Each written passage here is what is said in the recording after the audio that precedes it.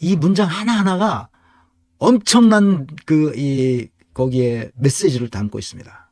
인간의 능력을 변형하고 통제하는 것은 삶의 무한한 다양성을 뒤틀어 놓는다. 그리고 그것은 우리가 모든 대가를 치르고서도 지켜야 하는 인간성에 대한 공격이다. 우리는 인간의 다양성을 원하는가?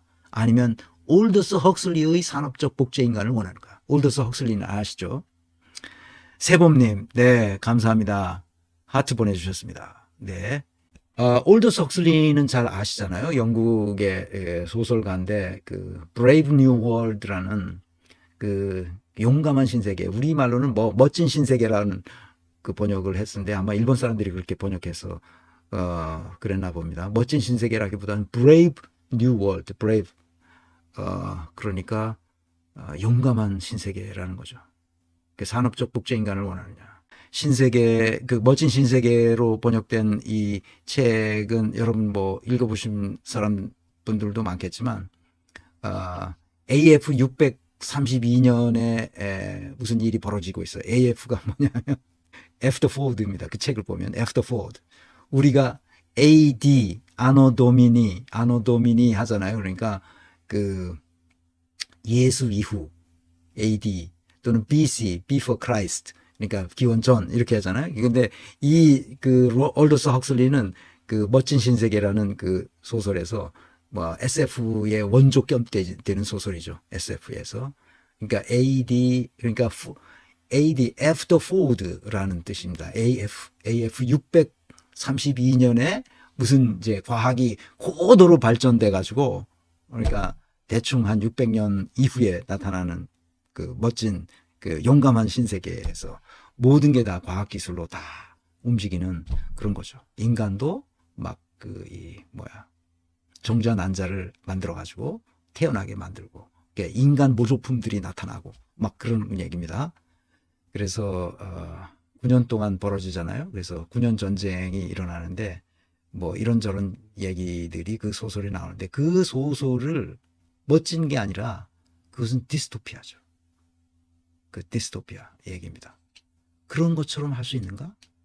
그래, 인간을 어떻게든지 뒤틀어서, 쥐어짜서, 흡혈귀들이 인간을 쥐어짜서, 억압하고 착취해서, 그들은 배불리 먹지만, 나머지 인간들은 그들 앞에 아무것도 아닌 존재로 있는 그런 세계가 우리에게 펼쳐질 가능성이 있다는 거죠. 만약 우리가 다양성을 선택한다면, 여기 선책이라고 잘못 썼는데요. 선택한다면 우리는 우리 사회를 교육 분야에서 시작하여 뿌리째 변화시켜야 한다. 뿌리째 변화시켜야 한다는 거예요. 교육을. 그래서 독일의 철학적, 관념론적, 철학적 이 전통은 칸트, 피히테, 쉘링, 또 헤겔 이렇게 나가잖아요.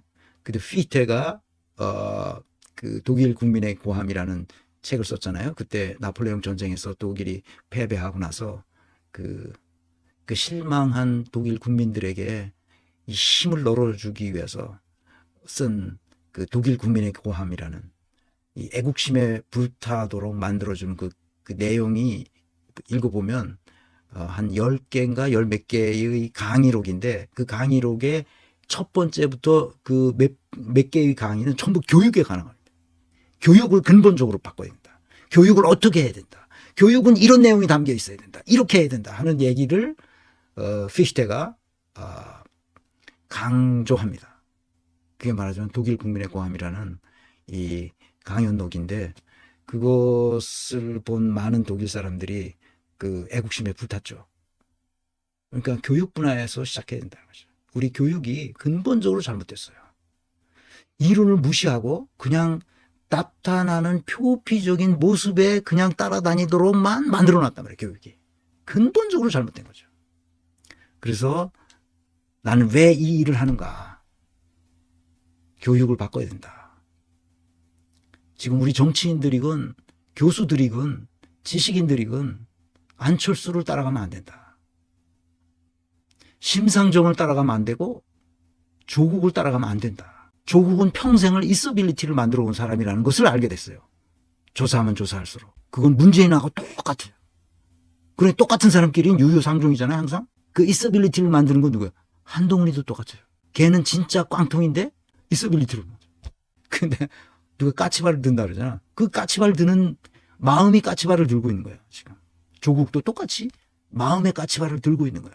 그래서 3년은 길다. 3년은 너무 길다. 이러고 있는 거야. 내가 강력하게 끝까지 뭐 가만두지 않겠다. 마음의 까치발을 들고 있는 거지. 내게 이상한 것 같죠, 여러분? 윤석열 똑같습니다. 마음의 까치발을 들고 뭐 거기 뭐야 한동수죠. 한동수인가 그 감찰부장 했던 한동수가 그 검찰총장 방에 들어갔더니 다리를 책상에 올려놓고 놓고 가 하고 뭐 그랬다는 거 아니야. 다 그게 뭡니까? 있어빌리티를 만드는 거죠. 인간의 존엄성에 관한 사회적 지표를 봅시다. 그것은 첫 번째 내가 보는 이건 세 가지 지표를 보는데요. 내가 보는 것은 이거 내가 사회학자도 아니고 그러니까 이게 틀렸을 수도 있는데 그냥 나는 이렇게 봐요. 그 빈곤율을 봅니다. 빈곤하다는 것은 인간의 삶을 가장 비통하게 만드는 거예요. 나는 어린 시절에 밥 세 끼를 먹기 어려운 집에서 어린 시절을 보냈다 했잖아요. 최소한의 인간적인 삶을 유지할 수 있도록 국가가 책임져야만 합니다. 빈곤율을 없애야 되는데 빈곤율을 없애는 게 굉장히 어려워요.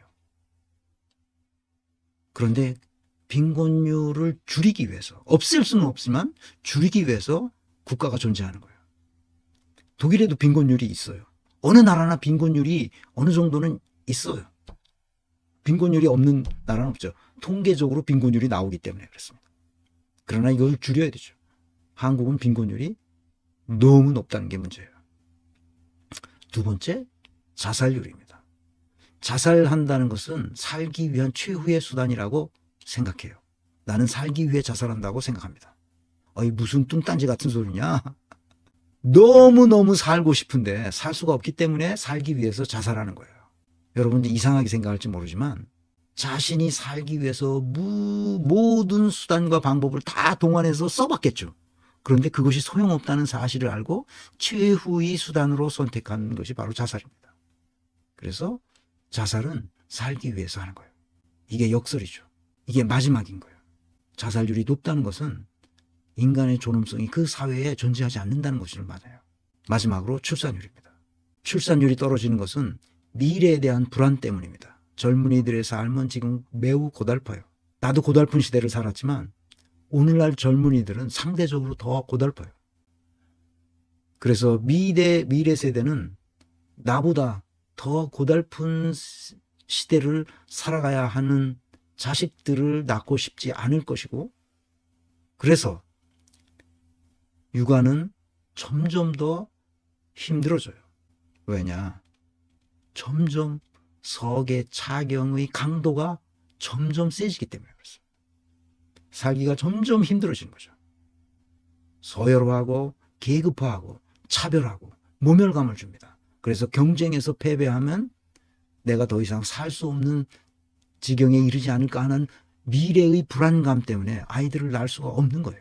이 통계가 우리를 보여줍니다. 저는 이 통계를 가끔 들여다봐요. 나라가 꼬꾸라지고 있구나. 나라가 풍전등화의 앞에 놓여 있구나. 언제 휙 불면 꺼지겠구나. 2021년도 빈곤율이 한국이 OECD 국가에서 최하입니다. 그것도 노인 빈곤율이 40%가 넘어요. 빈곤하다는 말은 이 평균 이 중위소득의 하위 50%. 중위소득 아시죠? 이게 제일 많이 받는 사람부터 가장 적게 받는 사람을 나래비로 쭉 놓고 제일 가운데 있는 거. 그 가운데 있는 것에 밑으로 내려가서 50%. 가운데 있는 것에 50% 이하를 빈곤선이라고 합니다. 그 빈곤율이, 노인 빈곤율이 40%가 넘는다. 그러니까 여기서 노인이라는 것은 66세 이상을 말하는 겁니다. 66세 이상의 노인 빈곤율이 이렇게 높다는 말은 이전 젊은 시절에 누군가 흡혈귀들이 그들이 가져갔어야 할 급여를, 소득을 다른 사람이 다 채갔다는 얘기예요. 그래서 여기 딱 노인 빈곤율이 낮은 나라들이 있어요. 노인 빈곤율 10% 이하로 들어간 그 나라들이 선진국인데, 그 나라들, 독일은 10% 정도 돼요. 10% 미만으로 있는 나라들이 되게 선진국인데 그때는 다 급여를 줬다는 거야. 이 지금 노인들이 66세 이상의 노인들이 젊은 시절에 했었어야 할 급여를 다 줬다는 얘기야. 다시 말하면 보험을 다 들어줬다는 거야. 퇴직하더라도 빈곤에 떨어지지 않는 그 연금을 다 챙겨 놨다는 거야. 그래서 그걸 노인들에게 주는 거지. 그러니까 빈곤율이 낮을 수밖에 없죠. 우리는 그렇게 하지 않았죠.